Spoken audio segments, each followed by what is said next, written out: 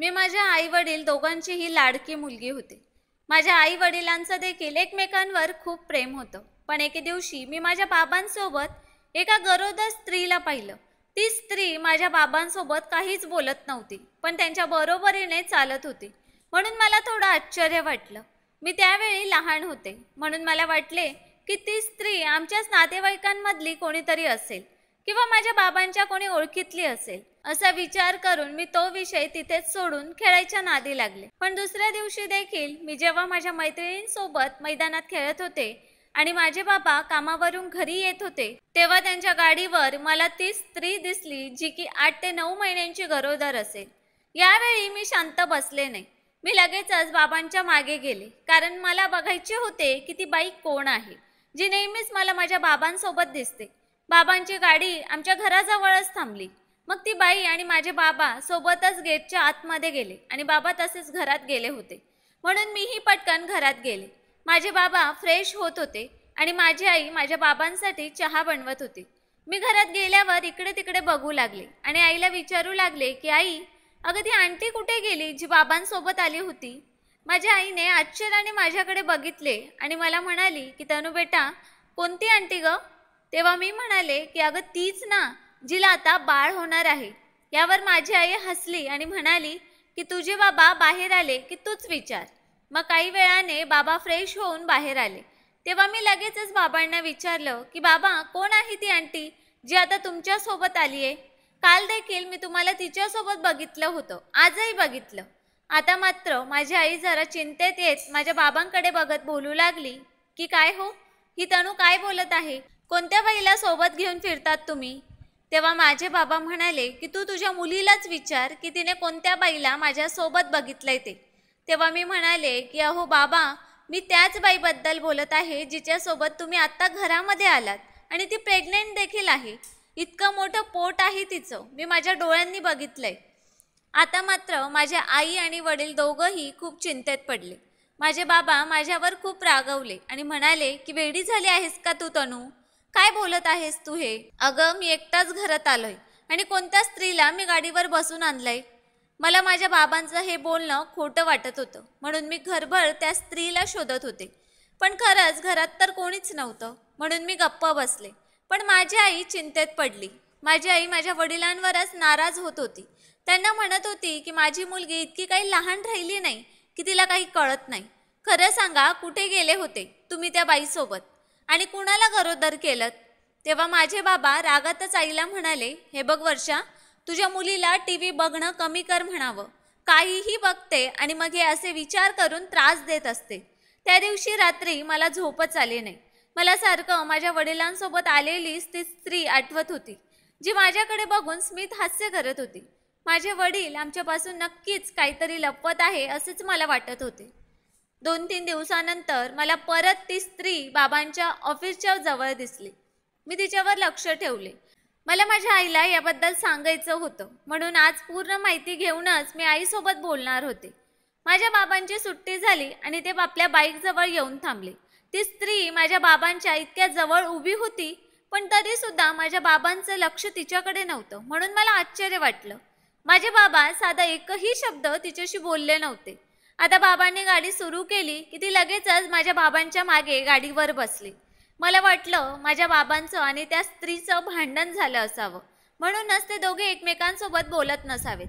मी विचार केला की यावेळी तर बाबा तिच्यासोबत घरी नक्कीच जातील, तेव्हाच समजेल काय खरं आणि काय खोटं ते. म्हणून मी पळतच घरी गेले. पण घरात जाऊन पाहिले तेव्हा आजही घरात ती स्त्री नव्हती. म्हणून आज मी आवाज उठवला नव्हता, कारण आजही माझे आई वडील माझ्यावरून भांडले असते.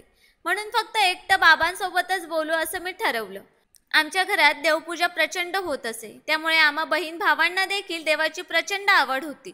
आई तर बाबाला आमच्या देवघरात कित्येक तास बसून ठेवायची. दोघंही देवपूजा करत असे. त्याही दिवशी देवपूजा झाली आणि आई स्वयंपाक करायला गेली. मी लगेचच बाबांच्या खोलीत गेले आणि बाबांना म्हणाले की बाबा, तुमच्यासोबत ती स्त्री तुमच्या ऑफिसच्या बाहेर काय करत होती? ती तर प्रेग्नेंट आहे. मग तुमच्या गाडीवर बसून इतकी मोठी रिस्क का घेत होती? हे ऐकून माझे बाबा जरा गडबडलेच आणि तू काय बोलतेस तनू, असं माझ्यावर ओरडू लागले. इतक्यात आई तिथं आली. बाबा आईवरच रागवले आणि म्हणू लागले की तुझ्या मुलीला बघ काय आजार झाला आहे, गेल्या काही दिवसांपासून फक्त त्या बाईबद्दलच बोलते. इथे मी काम करून वैतागून घरी येतो आणि इथं आल्यावर या मुलीचा हा त्रास. त्या रात्री बाबांनी जेवण केलं आणि रागातच झोपून घेतलं. पण यावेळी माझ्या आईने माझ्यावर विश्वास ठेवला आणि मला विचारू लागली की कोणती स्त्री, कुठं बघितलीस तू, कशी दिसते. मी आईला त्या स्त्रीचं वर्णन सांगितलं. ती खूप सुंदर दिसते, तिचं पोट खूप पुढे आलेलं आहे, 8वा महिना चालू असेल असंच वाटते. मी तिला 2-3 वेळा बाबांच्या पाठीमागं बसलेलं बघितलं. हे ऐकून माझी आई आता खूप चिंतेत गेली आणि रडायला लागली. तिला वाटू लागलं की माझ्या बाबांचं बाहेर कोणासोबत तरी प्रेम प्रकरण सुरू आहे आणि ती बाई माझ्या बाबांच्या बाळाची आई होणार आहे आणि म्हणूनच ते तिला गाडीवर घेऊन कदाचित हॉस्पिटलला जात असतील. माझ्या आईने त्या दिवशी माझ्या वडिलांसोबत खूप भांडण केलं. बोलू लागली की तुम्ही माझा विश्वासघात केला आहे. यावर माझे बाबा माझ्यावरच खूप चिडले. बोलू लागले की तनू, तुझ्यामुळे घरामध्ये वादविवाद निर्माण झाले आहेत. पण आता या सर्वात माझा तरी काय दोष होता. मला जे डोळ्यांना दिसत होतं तेच तर मी त्यांना सांगत होते. मग दुसऱ्याच दिवशी माझी आई बाबा कामावर गेल्यानंतर घरामध्ये त्यांचं सामान तपासू लागली की खरंच माझ्या बाबांचं बाहेर दुसऱ्या मुलीसोबत प्रेम आहे का. तोच माझ्या आईला माझ्या बाबांच्या कप्प्यात एका मुलीचा फोटो सापडला. एक छोटीशी पर्स सापडली जी अडगळीच्या खोलीत त्या सामानात पडलेली होती. आता माझी आई रडू लागली आणि माझ्याजवळ येऊन मला बोलू लागली की तनू बेटा, तू तुझ्या बाबांसोबत जी स्त्री असते तिला ओळखतेस ना, मला सांग बरं, हीच आहे का ती. माझ्यासमोर फोटो पकडत आई मला म्हणाली. तो फोटो बघताच मी आईला म्हणाले की आई हो, हीच आहे ती. पण आता तिचं पोट इतकं कमी नाही, ती आई होणार आहे, मोठं पोट आहे तिचं. माझी आई अजूनच जास्त रडू लागली. तिचा समज पक्का झाला की आमच्या वडिलांनी आम्हाला धोका दिला. आमच्यासोबतच ते दुसऱ्याही स्त्रीसोबत राहतात. त्यांचे दुसरेही कुटुंब आहे, 2 ठिकाणी ते संसार करत आहेत. मला फसवतच आहे, पण त्या दुसऱ्या स्त्रीला सुद्धा फसवत आहेत. आज आईने माझ्या वडिलांना आणि तिला रंगेहात पकडायचं ठरवलं. म्हणून मला घेऊन ती त्या ऑफिसच्या ठिकाणी गेली जिथे मी त्या दोघांना बघितलं होतं. उन्हामध्ये उभं राहून राहून मला तहान लागली होती, म्हणून पाण्याची बाटली आणण्यासाठी मी दुकानामध्ये गेले होते. तोपर्यंत बाबांची सुट्टी झाली. ते आपल्या गाडीजवळ आले आणि ती स्त्री आजही तिथेच उभी होती. मला ती स्पष्ट दिसत होती. आईने जो फोटो दाखवला तीच ती होती. बाबांनी गाडी सुरू केली आणि ती स्त्री बाबांच्या गाडीच्या मागे बसून निघाली. तेव्हा मी दुकानातून पळतच आईपर्यंत जाऊन पोचले आणि म्हणाले की बघितलं ना आई, ती आंटी गरोदर आहे, बघ तिचं पोट. माझी आई आश्चर्याने माझ्याकडे बघू लागली आणि म्हणाली, तनू बेटा, कोणती आंटी, मला तर कुठेच दिसत नाहीये.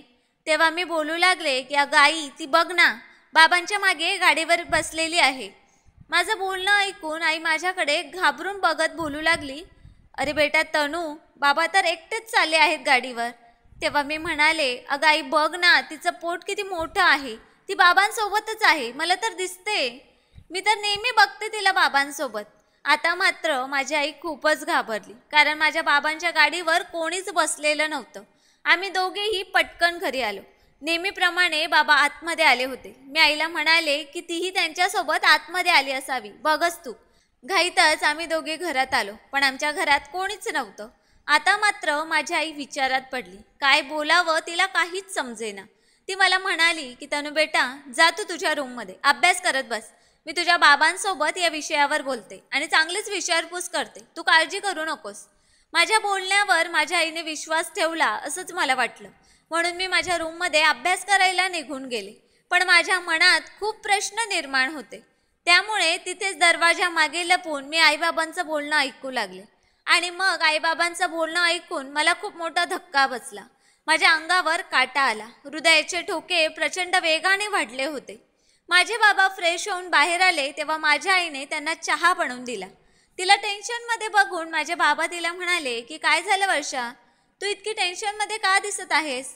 आजही तुझ्या मुलीने माझ्याबद्दल काही भरवलं का तुला? तेव्हा माझी आई बोलू लागली की मी आज तुम्हाला जे काही विचारेल ते सर्व खरं खरं सांगाल का?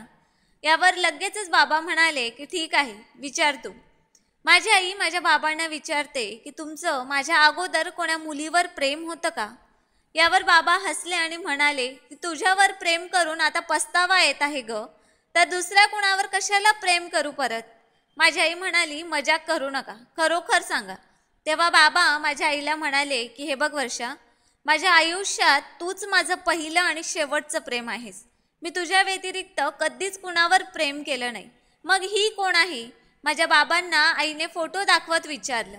माझ्या बाबांनी तो फोटो बघताच माझे बाबा सावध होऊन बसले आणि आईला म्हणाले की हा फोटो तुला कुठे भेटला वर्षा? यासोबत एक छोटी पर्सही होती. मी खूप दिवसांपासून हे शोधत होतो, पण मिळालेच नाही, म्हणून शोधणं सोडून दिलं.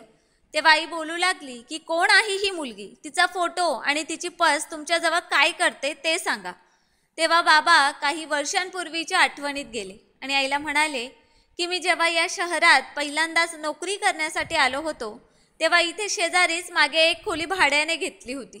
आपण दोघं तेव्हा नुकतंच भेटलो होतो. आपल्यात तेव्हा प्रेमही नव्हतं. तेव्हाच ही मुलगी माझ्या ऑफिसमध्ये काम करायला येत असे. ऑफिसमध्ये मॅनेजर होती ती. दिसायला ती खूप सुंदर होती. तिचा स्वभाव पण खूप छान होता. मनस्वी नाव होतं तिचं. मनस्वी सगळ्यांनाच ऑफिसमध्ये खूप आवडायची. मलाही आवडायची. पण मी कधीच तिला माझ्या मनातली गोष्ट बोलून दाखवली नाही. मनस्वीचं ऑफिसमधीलच एका मुलावर खूप प्रेम होतं. ते दोघंही एकत्रच राहायचे, लिव्ह इन रिलेशनशिपमध्ये. एकत्र राहत असल्यामुळे दोघांमध्येही नवरा बायकोसारखे नाते प्रस्थापित होत असे. आणि तेव्हाच मनस्वी त्या मुलापासून गरोदर राहिली. पण झालं असं की तिचा तो प्रियकर काहीतरी कामानिमित्त त्याच्या घरी गावी गेला, जो परत माघारी आलाच नाही. मनस्वी फार टेन्शनमध्ये होती. तेव्हाच तिला समजलं की तिला दिवस आहेत. ती त्या मुलापासून गरोदर आहे. त्यांचं लग्न झालं नव्हतं. तिचे आई वडील तिला लग्नासाठी आता स्थळे दाखवत होते. त्यांना तिच्याबद्दल काहीच माहीत नव्हतं. इकडे तिचा प्रियकर तिचा फोन उचलत नव्हता, म्हणून ती खूप टेन्शनमध्ये ऑफिसमध्ये राहत असे. तेव्हाच माझी तिच्यासोबत थोडी जास्त ओळख झाली. आमची छान मैत्री झाली. हळूहळू माझ्या मनात तिच्याबद्दल प्रेम उत्पन्न होऊ लागले होते. तोपर्यंत मला तिच्याबद्दल, तिच्या पोटातील बाळाबद्दल काहीच माहिती नव्हती. पण ती त्या मुलावर खूप प्रेम करते हे मात्र माहीत होतं. मनातील माझ्या भावना मी कधीच तिच्यापर्यंत पोहोचू दिल्या नाहीत. पण तेव्हाच आम्हाला कळाले की मनस्वीचा तो प्रियकर घरी जात असताना त्याचा अपघात झाला आणि त्याचा जागीच मृत्यू झाला. म्हणून त्यांचा कुणाचाही फोन उचलत नव्हता की परत एकदा ऑफिसवर येत नव्हता. मनस्वीला या गोष्टीचा खूप मोठा धक्का बसला. ती त्याच्या मुलाची आई होणार होती. तिला आता 4था ते 5वा महिना लागला होता. तिचे पोट दिसायला लागले होते. मी त्या दिवसात तिची खूप काळजी घेतली. पण एक दिवस मी जेव्हा लवकरच ऑफिसला गेलो, तेव्हा मनस्वी पंख्याला गळफास घेत असल्याचं मला दिसलं. मी धावतच तिच्यापर्यंत पोचलो, पण तोपर्यंत तिने गळफास घेतला होता. मी घाईतच तिला खाली काढला आणि तिचे हात चोळत होतो. तोपर्यंत ऑफिसमधला पूर्ण स्टाफ तिथे येऊन पोचला. मला त्या दिवशी काय झालं कुणास ठाऊक. मी मनस्वीला म्हणालो, तू वेडी झालीस का? हे काय करत होतीस? पण शेवटच्या शब्दात ती मला म्हणत होती की माझे आई वडील माझ्या लग्नाचा विचार करत आहेत. माझ्या प्रियकराचं बाळ माझ्या पोटात आहे. मी काय तोंड दाखवणार त्यांना? माझ्यामुळे माझ्या घरच्यांच्या माना खाली जातील. त्यांना गावात कुणाला तोंड दाखवायला जागा राहणार नाही. माझे हे कृत्य ऐकून माझे आई वडील आत्महत्या करतील. हे सगळं मी बघू शकणार नाही. जगात न येणाऱ्या माझ्या या पोटातील बाळाचं कसं होईल पुढे? कोण स्वीकारेल त्याला? म्हणून मी हे जग सोडून जात आहे. तितकी बॅग माझ्या घरी पोहोचवून दे. हे बोलताना तिचा हात माझ्या हातात होता. मी कसलाच विचार न करता तिला म्हणालो की मी करेल तुझ्यासोबत लग्न. मी तुझ्या बाळाला माझं नाव देईल. आपण मिळून त्याला लहानाचं मोठं करू. मी त्याच्या बापाची जागा भरून काढेल. तुला नवऱ्याचं प्रेम देईल. माझं बोलणं ऐकून तिच्या डोळ्यात अश्रू आले. ओठांवर स्मित हास्य आलं. पण तिला गळफास लागल्याने तिने माझ्या मिठीतच जीव सोडला. पुढे बरंच काही घडलं. तिची बॅग, फोटो माझ्याकडेच होता. तिच्या घरी मी ते पोचवलं, पण तिची छोटी पर्स माझ्याकडे चुकीने राहून गेली, ज्यात तिचा हा फोटो होता आणि काही डॉक्युमेंट्स होते जे मी अजूनपर्यंत बघितले नाही. मी बरेच दिवस शोधत होतो ही पर्स, पण मला कधी सापडलीच नाही. मला तेही सगळं तिच्या घरी पोचवून द्यायचं होतं. या गोष्टीला विसरण्यासाठी मला बरीच वर्षे लागली. हळूहळू मी हे सगळं विसरलो होतो जेव्हा तू माझ्या आयुष्यात प्रेम म्हणून आलीस. आपल्या दोघांचं लग्न झालं. पुढे हा आपला संसार सुरू झाला. मुले झालीत. पण आज अचानक तू असा फोटो समोर केलास की मी माझ्या पहिल्या भूतकाळात चाललो गेलो. आता मात्र माझ्या पायाखालची जमीनच सरकली ते सगळं ऐकून. म्हणजे माझ्या बाबांच्या गाडीच्या पाठीमागे जी स्त्री असते ती एक जिवंत व्यक्ती नसून आत्मा होती. बाबांचं बोलणं ऐकून माझी आईसुद्धा खूप घाबरली आणि माझ्या बाबांना सांगू लागली की तुम्ही काहीच चुकीचं केलं नाही, पण आपल्या मुलीला, तनुजाला, ही मुलगी मनस्वी नेहमी तुमच्यासोबत इथे दिसते. जेव्हापासून आपण ट्रान्सफरने इथे आलेलो आहोत. आता बाबाही घाबरले. म्हणजे मनस्वीच्या आत्म्याला अजूनही मुक्ती मिळाली नव्हती आणि मनस्वी अजूनही माझ्या बाबांच्या शोधात होती. ती माझ्याच बाबांची इथे वाट बघत होती. बाबांनी मला आवाज दिला आणि जवळ घेतलं. बोलू लागले की मला माफ कर बेटा, तुझ्यावर मी रागवलं म्हणून, पण सगळं तुला विसरावं लागेल. आता मात्र माझे बाबा मला आणि आईला घेऊन एका पंडिताकडे गेले, ज्यांना याबद्दल ज्ञान होतं. भूतप्रेताबद्दल अभ्यास होता. माझ्या बाबांनी काही सांगण्या अगोदरच त्या पंडितने सगळं काही ओळखलं होतं. तरीसुद्धा घडलेला सगळा प्रकार माझ्या बाबांनी तिथे सांगितला. मी तर खूप घाबरले होते. काय बोलावं मला समजत नव्हतं. पण माझ्या डोळ्यांना जे काही दिसलं ते मी सगळं तिथे सांगितलं. तेव्हा पंडितने सगळा शोध लावतच सांगितलं की ती मुलगी तुमच्या गाडीवर बसून तुमच्यासोबत घरी येते. ती दुसरी तिसरी कोणी नसून त्या मनस्वीचीच आत्मा आहे, जी तुमच्यावर प्रेम करते आणि म्हणूनच ती तुमच्या शोधात इतकी वर्ष अशीच एकटी भटकत आहे. आई बाबा खूपच घाबरले. माझ्या तर अंगावर काटाच येत होता. तोच माझी आई म्हणाली की आता काय करावे लागेल. तेव्हा पंडितजी म्हणाले की तुमच्या घरातील पूजापाठमुळेच तुमच्या नवऱ्याचा जीव वाचलेला आहे. तशी त्या स्त्रीची आत्मा वाईट नाही, तिचा आत्मा चांगला आहे. त्या आत्म्याला कुणाचंही वाईट करायचं नाही.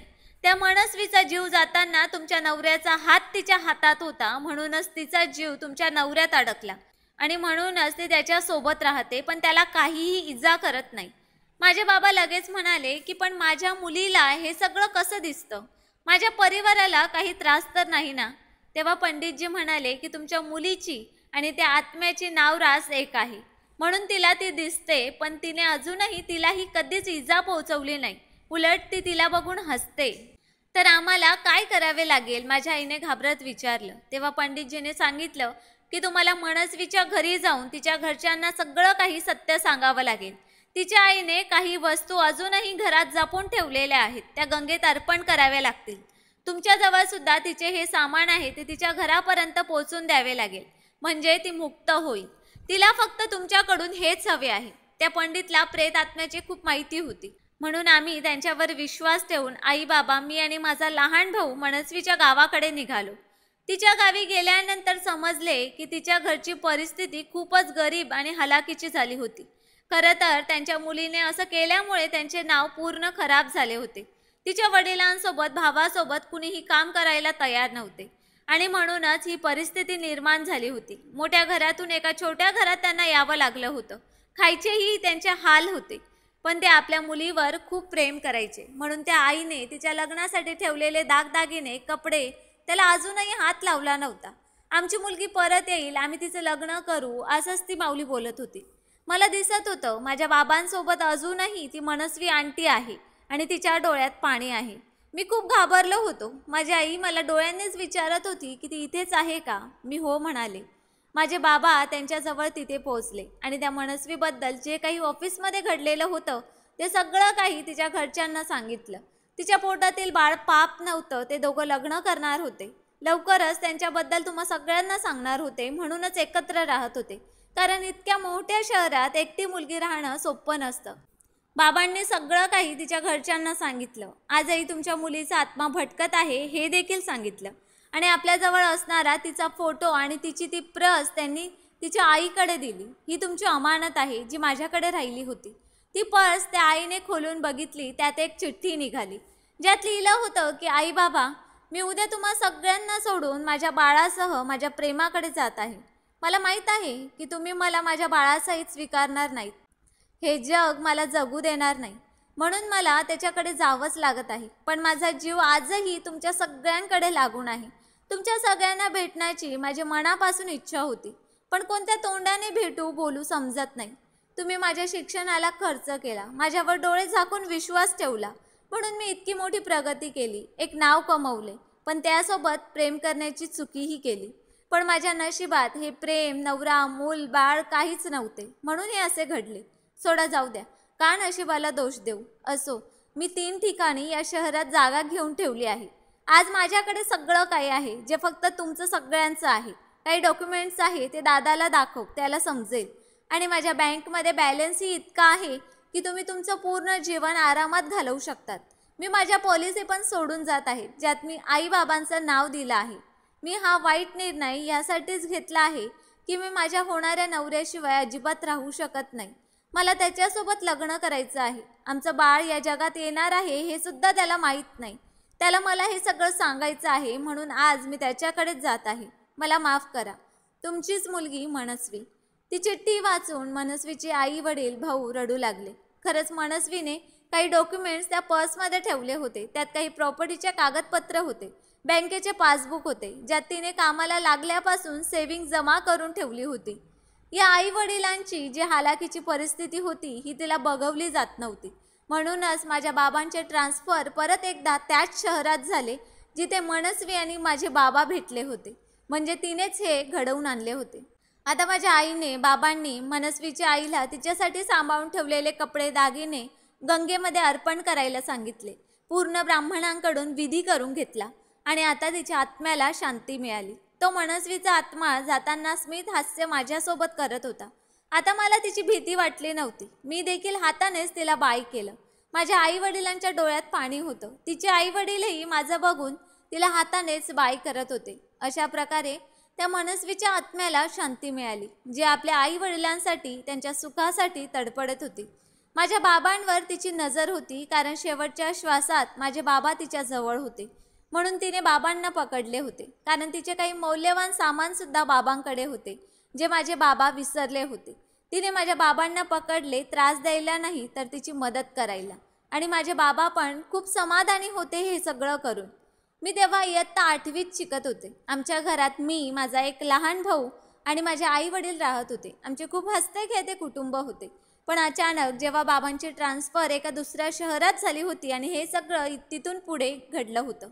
माझ्या आईबाबांचं एकमेकांवरील प्रेम अजूनही तसंच आहे आणि एकमेकांवर पूर्ण विश्वास आहे. त्यांनी एकमेकांवर जो विश्वास दाखवला, माझ्या बोलण्यावर जो विश्वास ठेवला, त्यामुळेच आज त्या मनस्वीच्या आत्म्याला शांती मिळू शकली आणि परत एकदा आम्ही आमचं आयुष्य चांगलं जगू लागलो. काही दिवसांनी माझ्या बाबांनी तिथून परत एकदा ट्रान्सफर दुसऱ्या शहरात करून घेतली, जिथे पहिल्या काहीच आठवणी नसतील आणि आमचं पुढील आयुष्य तिथे नव्यानं सुरू झालं. माझ्या आईच्या देवपूजेमुळे, आमच्या देवावर असणाऱ्या विश्वासामुळे, श्रद्धेमुळे आमच्या घरात काहीच अनर्थ घडला नाही. म्हणून देवावर प्रचंड श्रद्धा ठेवा, विश्वास ठेवा. गोष्टीचं तात्पर्य इतकंच आहे की घरातील लहान मुलं जर एखादी गोष्ट सांगत असतील तर त्यांच्यावर विश्वास ठेवा. तुम्हीच सांगा मित्रांनो, तनुच्या बाबांनी मनस्वीची मदत करून चांगले केले की वाईट, ते कमेंट करून नक्कीच सांगा. आणि स्टोरी आवडली असेल तर चॅनलला सबस्क्राईब करायला पण विसरू नका. धन्यवाद.